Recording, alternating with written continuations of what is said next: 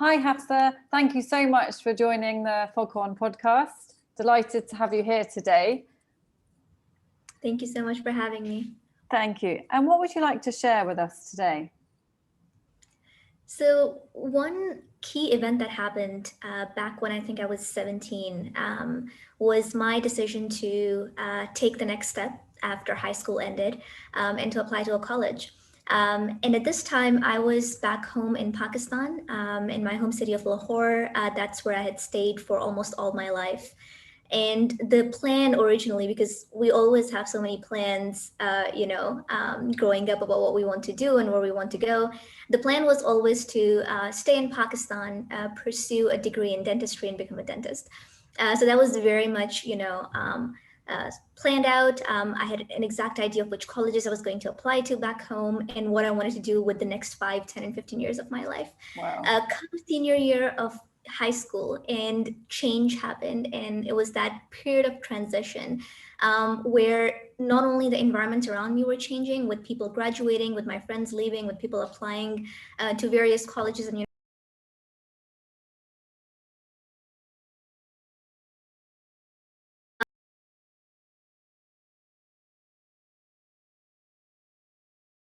and I was left very confused about what to do. On one hand, I had this, long plan that I had for a very long time to pursue this career in dentistry. On the other hand, I was suddenly, excited to potentially apply abroad to get the chance of, studying away from home, to experience a new culture, a new environment.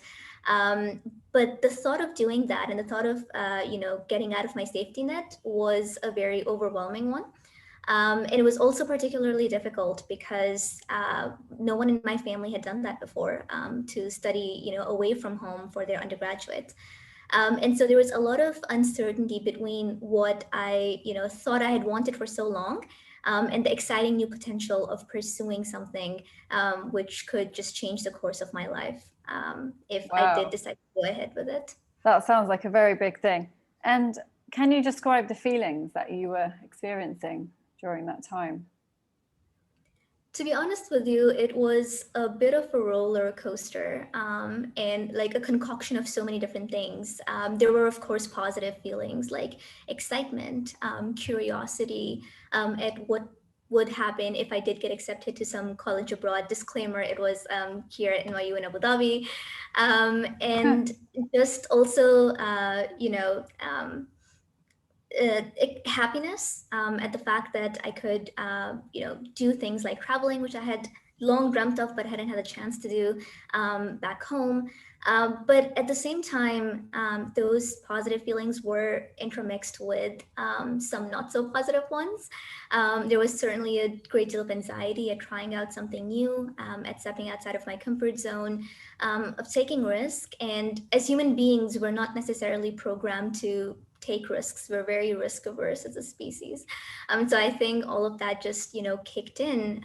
And a lot of me was very much, worried about doing something so new, and going away from home, putting myself in an unfamiliar environment with people who literally come from places in the world that I didn't even know at that time existed.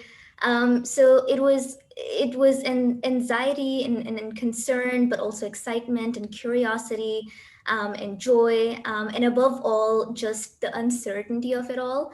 I think it created a lot of imbalance in how I was viewing the situation. So it was a mixture of, I guess, everything. And at different moments, it changed. At different moments, at certain moments, I would feel one way, and then another. So there was really no one way of feeling during that time, if that makes sense. Did you speak to anybody about this at the time? Like, did you express your feelings to anybody? Yes and no. Because it was a long sort of process. It started the summer before my senior year in high school, when I was just having that odd chat with my counselor, who told me, "Oh, there are some cool colleges that you definitely should look into. They're not in Pakistan, but go for it." So that's one person that I just ended up talking to organically. I think the harder part of it was to talk to people who were closer to me, to explain to them that I was thinking about going away. And the hardest part of it was to talk to my family, I think, and that took a while. To sort of, slowly build up to a point where I would let slip here and there. Oh, I'm considering maybe like an alternate pathway for me, maybe a degree that's not necessarily here. And then, oh, I, looked at the application. So I think I'm going to go ahead and apply to the, oh, by the way, I got accepted and I got a very good scholarship. So I think it's time, that maybe you and I have a serious conversation about it. Friends were, of course, always there and always supportive and understanding, but it was a different thing for me to talk more openly about it with my family, simply because I guess to a certain degree, I knew this mattered more, with them and to them than it did with other people in my life. And that it would be a big deal for them if I were to move away from home for 4 years. So eventually I did talk, but it took a while to get up to that. And I would always sort of, talk in piecemeal, little pieces, here and there to kind of make them comfortable with the idea, but by doing so also make myself comfortable with the idea of going away for so long. Wow, that sounds like you were really, really brave. So you kind of did all of that by yourself. You made that huge decision by yourself, really. In some ways, I would say that there were some of my seniors in high school, upperclassmen, who were there to support me in that journey, and then some of my closest friends who know me better than I know myself, and who know that this is a path that I would thrive on. They were really there to be supportive. So I think it really becomes like when it comes to people and sharing.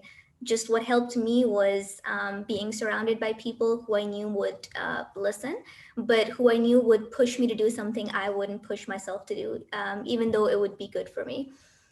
So that certainly helps. In that sense, I wasn't alone per se, I would say.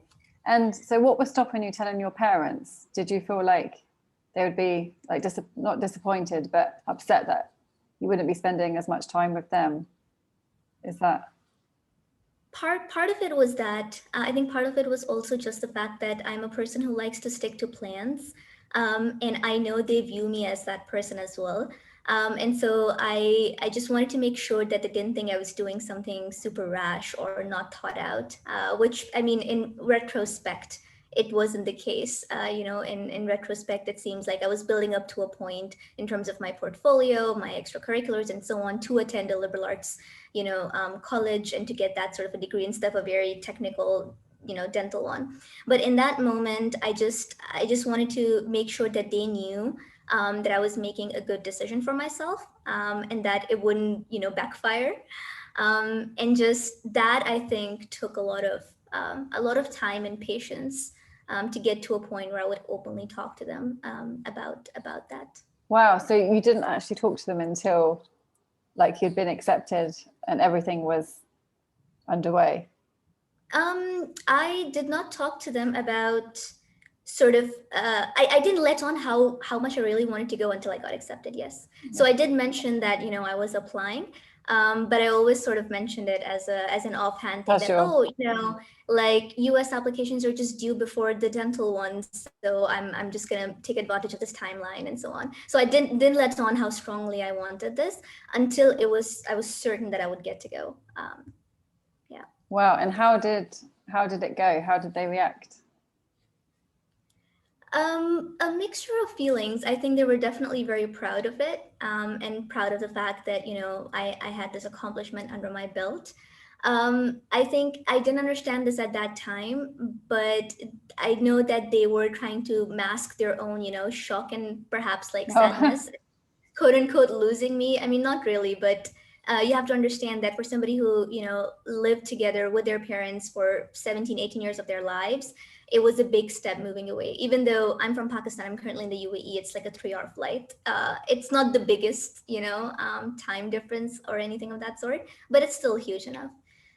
So I think they were, trying to accept it as much as I was, and trying to be happy. But I think we were all a little bit scared on the inside, even though we didn't show it, because this is going to be a huge transition for our family, which has been, close knit. And in the sense that we've, sort of always been together under the same roof in the same place. but I think eventually, of course, I mean, I'm here, and they gave me their blessings. And since then, they've been proud of how far I've come. That's amazing. It's amazing. And what would you say to other teens in similar situations where they have to make those big decisions about where to study, which university? Do they follow what their parents want them to do? Do they follow what they want to do? Like, what would you say? Because there must be so many questions going on for them. Right. No, absolutely. It's one of those times in our lives that when it's happening, it seems like the most overwhelming thing in the world. And I can definitely empathize with that.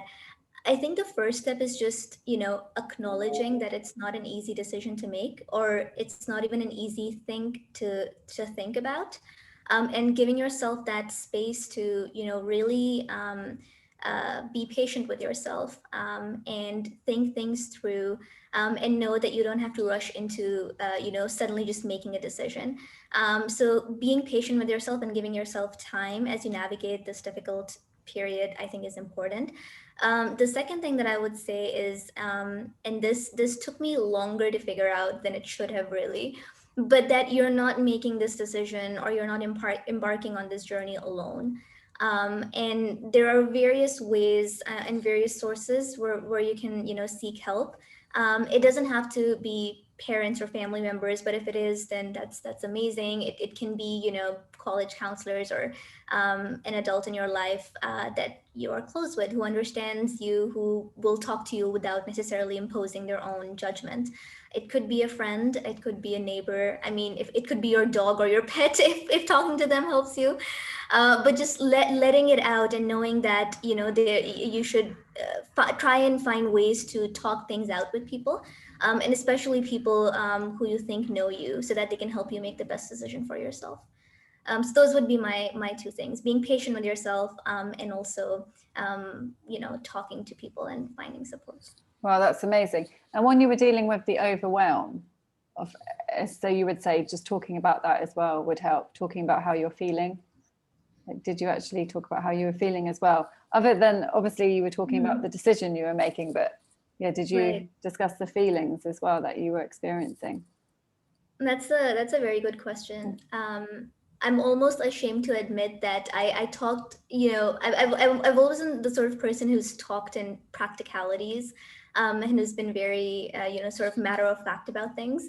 And so when I was talking about my decision to apply abroad, and go down this path, I think, looking back at it, I talked less about how I was feeling and more about what I wanted to do and how I was going to do it.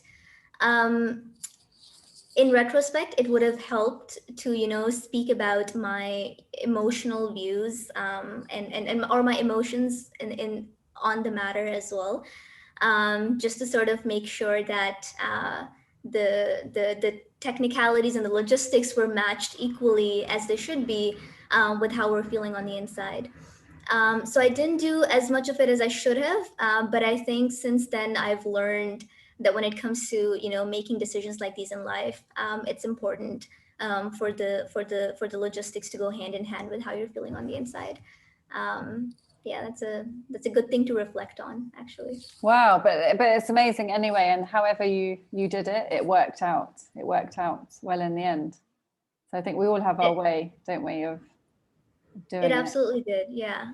Even if it doesn't look like the path that's right in front of you will get you to your end goal, that's the thing about life. There are so many different pathways that you can take to reach that point. They're not always visible, but they're somewhere out there. So a degree of faith, I think, goes a long way. And what would you have liked your parents or teachers to have possibly done that could have helped you make that transition more easily, or your teachers, or is there anything they could have said? So I would say, at least from my own context, and knowing, sort of, how my own parents are, or how my own teachers used to be back in high school, just giving teenage me this space to think these things out, even if I don't act on them, and just making sure that I explored all the options before settling on the one which I feel is the best for me. I think a lot of the times, people who know us, people who've lived through life, people who are older, who kind of have an idea of what might work out or what might not, can potentially find it easy to just, tell us to stick to that, tell us to not make things which might end up being mistakes and so on. But I think at the stage that we're in, we really have to figure things out for ourselves, and we really have to quote unquote make those mistakes for ourselves to learn from them and to move on. And who knows, sometimes some decisions might end up being the biggest successes of your life. Sometimes they might not, but it's important for young people to sort of live through them and experience them on their own, rather than being told what to do, and feeling like, a little part of you feeling like you never explored what you wanted to do, or that you missed out on something. So just that agency, I think, is very, very important to give to young people. Sounds like you're saying, the value of being true to yourselves and making mistakes. It's the way we learn, isn't it?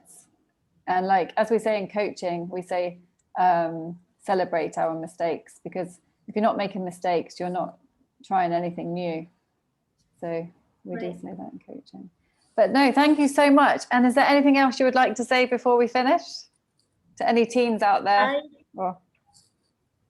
I would just say that, go ahead and make those mistakes. That's nothing to be, it seems so scary when you're on the other side of it, but when you come out on the other end, it's so refreshing.